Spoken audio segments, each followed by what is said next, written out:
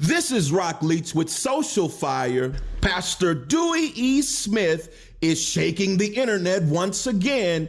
He's shaking it because of his statements about preachers nowadays and credentials. You don't want to miss this video. Now click that like button and that bell notification so you'll be notified every time we put out a new video while you prepare yourself for this video clip. And I'll come back with some commentary. Let's go.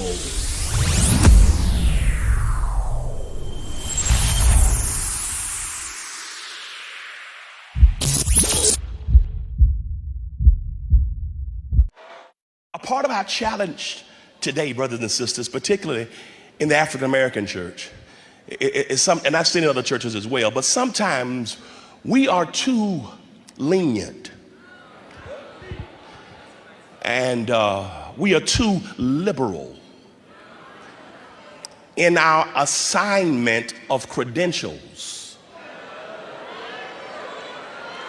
on individuals. Sometimes what we've done is we've based it on a social economic contribution. Sometimes the people who contribute the most qualify for leadership the most, regardless of whether there's been preparation or not. But you just can't handle the body, because we have to be careful that we lay hands on no man or woman suddenly, lest we become a partaker of their evil deeds. And here is why, in the state where I pastor and where I live in Georgia, it is easier in most settings to get a ministerial license than it is to get a driver's license. If your beautician or your barber is negligent, the worst thing that happens is you end up bald. If your plumber is negligent and putting pipes in your basement, the worst thing that can happen is your basement is flooded with water. If your dentist is negligent, the worst thing that happens is you end up with no teeth. If your doctor is negligent, the worst thing that can happen is that you die.